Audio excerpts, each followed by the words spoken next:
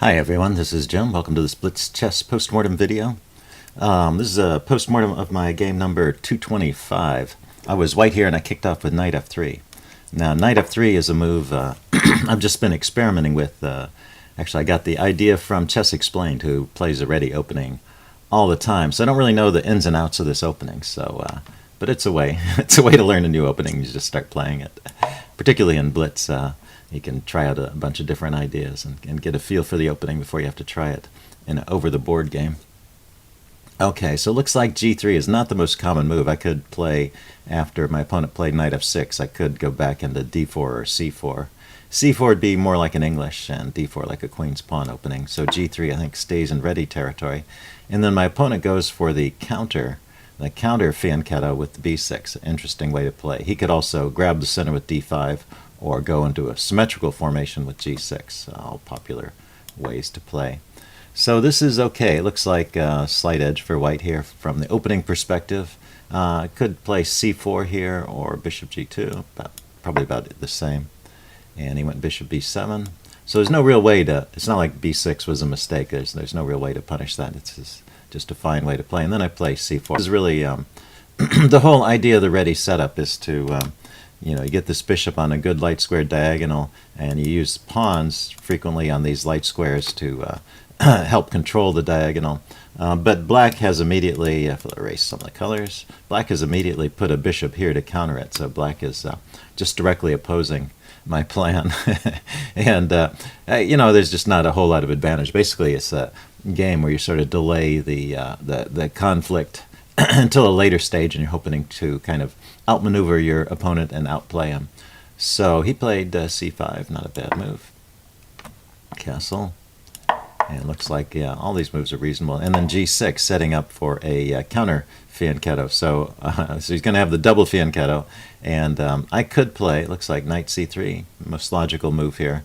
Even b3 and set up.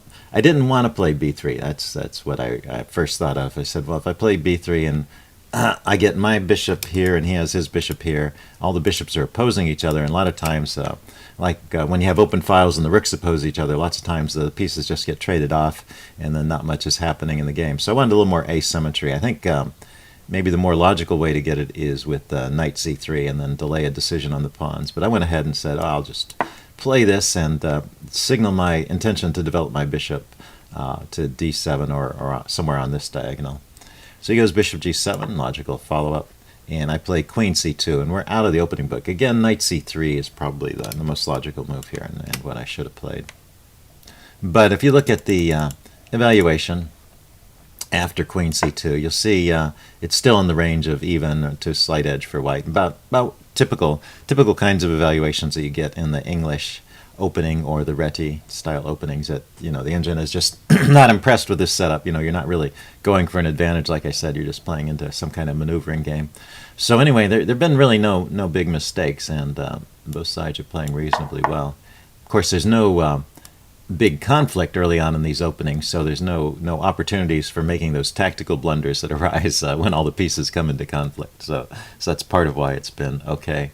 So he goes e6, and I decide to start some activity on the queen side, try and soften up his pawns here. What's the engine think? Bishop g5. Yeah, developing the bishop is probably a good idea too, and likes a3. That's a bit of an odd move in my book.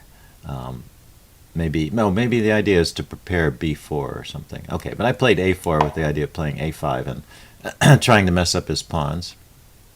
He went d5, and I went ahead and took that. And he played, let's see, the engine likes knight takes d5. Yeah, so maybe taking was a bit of an inaccuracy. Well, it's about even. It stays in the range of about even. I can't really call that much of an inaccuracy. Because you see the evaluations jump around on either side of even here. And then I pushed on with a5. So, and not too bad. No big mistakes yet. He went on with d4, kicking my knight. And I went knight b5. And then he kicked it with a6. That was a bit of an annoying move here. But I missed my chance here. So knight a3 is still good for white, and in fact a6 maybe is a little bit of an inaccuracy because now he's kind of stuck with what to do with this b pawn. He went ahead and played b5, which is a mistake because he left the c-pawn hanging. So anyway, I don't know what to say about this, why I didn't just take that pawn, but I didn't notice that during the game, actually. For some reason, I was thinking about, well, how can I win that pawn? I was thinking, well, maybe I'll get my bishop out of the way and put my rook here and win the pawn, totally overlooking the fact that the pawn is just undefended there. So anyway, I guess the theme of this game is these little slips add up. So if I just grab the pawn, I have a slight edge. It's not like a whole pawn edge, but you know, it's an advantage and something to play for. Instead, I go bishop f4, and now black has the edge. He's played this move and he's gotten away with it. He goes knight b d7, defending the pawn. I think I noticed after I played the bishop move, I noticed the pawn was hanging, and then he defends it. So there was my chance. And there's another moment like that in this game. So it's these little slips add up. I think that's the theme to this game. The importance of just being alert. You know, you have your own plans when you're looking at a chess position. And you have your ideas, you know, develop the bishop, get the rooks in the center. And these are important ideas, but you also have to, each move, take a look around and say, well, actually, was that just a mistake my opponent made? Should I just grab that pawn? And frequently, if you will look for these, not every move, if you look for them every move, you know, they don't turn up every move, but within a game, they'll turn up once or twice, often, particularly against players at our level. So that's your chess lesson for chess psychology for this game is you just got to always be alert for those little slips. Okay, so the game continued. Rook f to c1. I decided that this rook maybe was useful on the a file, and so I brought the other rook over. Queen takes a5, giving up another pawn. So that was already a second slip because I hadn't even noticed that pawn was hanging.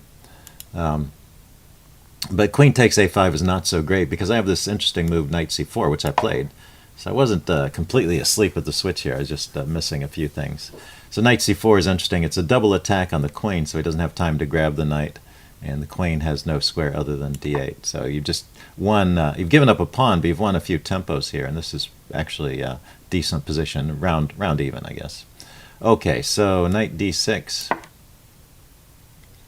and bishop to c6. So I was just trying to cause trouble with my pieces, trying to get some compensation for the pawn. And I was still trying to figure out, well, how to get the pawn back. Maybe if I could maneuver the knight here and take it, but he can always take off my knight is the problem. If I play knight e4, he can just take it. So I came up with this idea, b4, which is not bad. You see the engine liked that one. Just trying to undermine his pawns here. And he played knight h5, going after my bishop. And here's my second chance, I guess, my second opportunity that I missed. This one is, maybe it's not too hard to see. Just move the bishop away, bishop to g5. And then, you know, his knight doesn't seem to be doing a whole lot here on the rim here. He could play bishop to f6 to oppose my bishop. And I could just take it. And queen takes f6 is best. And then I can grab this pawn back. And I've gotten my pawn back. This pawn is isolated. And he has protected passers, but I have pressure against them. And so this position is actually favorable to white, according to the engine evaluation. Its material is even. He has two pawns over here, and I have two pawns here and here. So that's how it balances out. We have the same color bishop, so there's no factor like that. So I guess it's just a matter of, well, this is a strong outpost for the knight here. It looks like he won't be able to dislodge that easily. This is a passed pawn. Of course, he has passed pawns too, so there's positional factors in favor of both sides here, but on balance favoring white.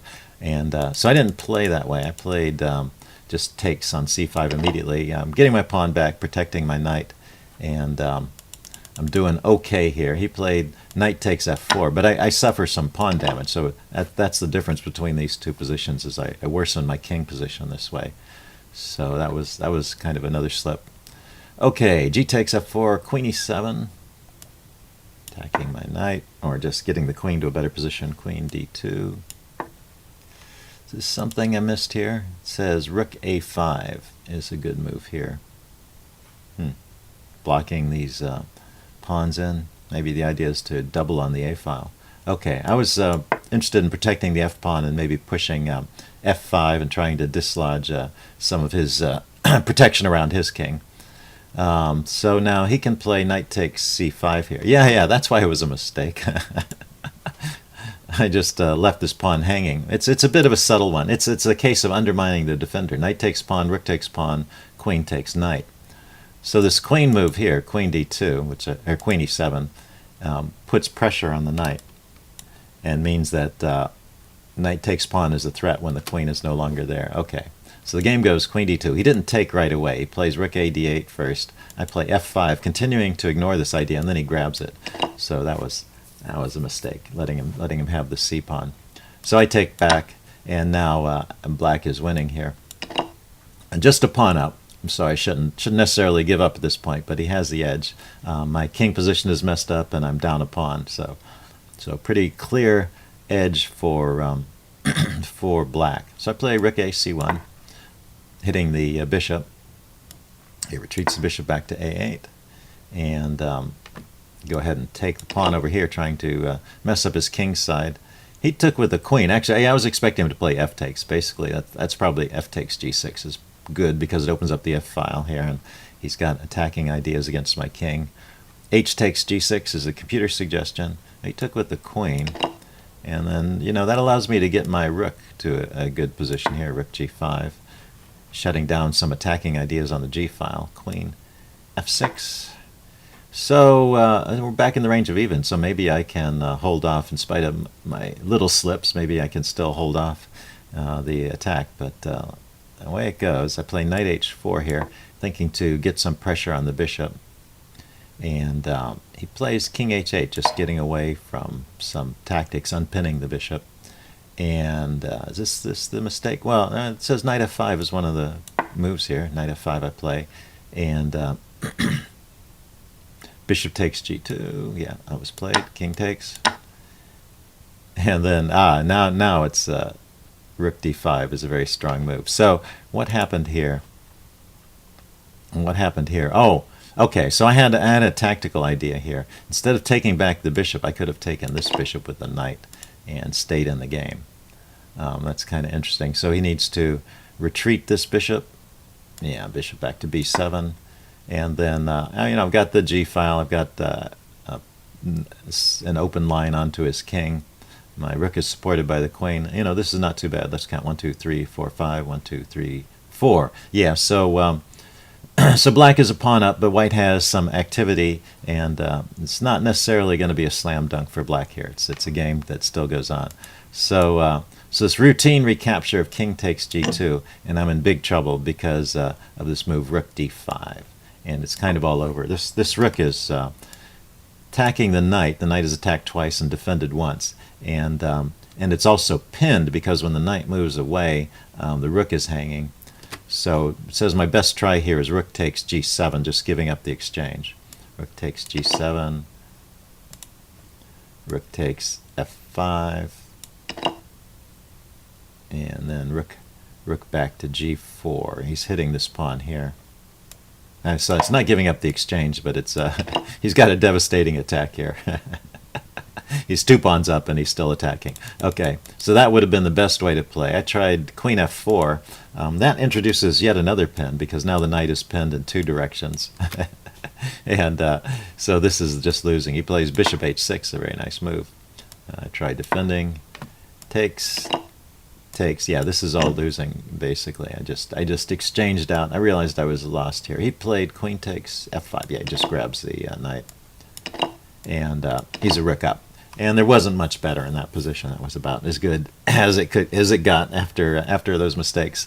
So that's how the game ended. Black played a good game here. He made a couple of slips, but I didn't take advantage of them. And then later, when I made some mistakes, he exploited them very correctly. So good game, and hope you guys enjoyed that. Leave any comments you have in the section below, and I will see you again soon. Bye.